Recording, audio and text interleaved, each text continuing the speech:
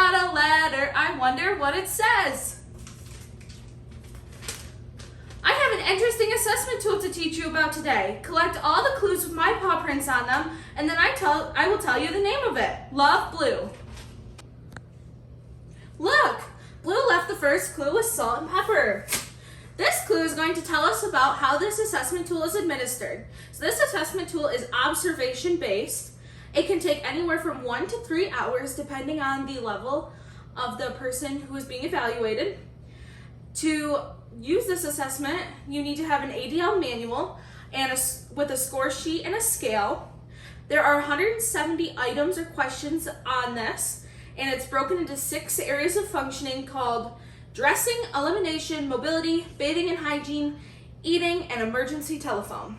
So, of these 170 questions, you get a 1 if they can perform it independently, a 0 if they cannot perform the task, and they can also receive a 1 if the question is not applicable to them. So, once you get all these 1s and 0s, they are then ranked 1 to 3 based on how difficult the task is, 1 being the lowest, 3 being the hardest, and that is based on the importance to health, how hard it is for a non-disabled person, the amount of time required, and the burden of the caregiver. This then leads to 0 to 313 to get a raw score, which you transfer to percentage, and the higher the percentage is the higher level of independence. The next clue was left with Mr. So. This clue is going to tell us the purpose of the assessment tool. The purpose of this assessment tool is to evaluate the person and see their current functioning and their ADLs. This test can be used on anyone over the age of 6 months, although it's not often recommended for children because they are not often independent in areas of their ADLs when they're really young. So this test has been used on populations of children with cerebral palsy as well as people with spinal cord injuries. Is this test reliable? Yes. It has an inter-rater score of 0.92. Is this test valid? Yes.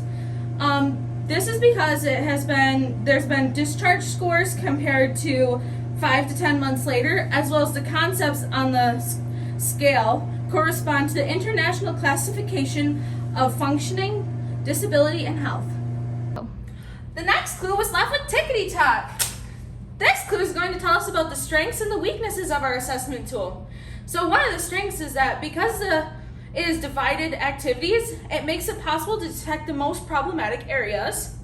Another strength is that because it has been linked with the IFC, it makes it possible to interpret and quantify the scale of this assessment tool. One of the weaknesses of this assessment tool is that it does not accurately measure the ADLs in patients who have had cervical SCIs. And another weakness is that telephone and elimination have a lot of concepts in one question, so it makes it hard to measure because you have to measure more than one concept at a time. The last clue is with magenta. This clue is going to tell us about functional interpretation as well as the framework. So this tool determines a current level of functioning, follows progress, and helps create a treatment plan. As well, it is sensitive to small changes in function. It identifies specific deficit areas. It measures basic ADL independence, and it sees the level of independence of individuals.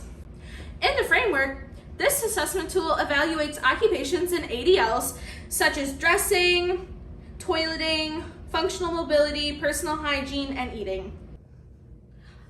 Hi, Blue! I found all your clues. Will you finally tell me what the name of this assessment tool is now?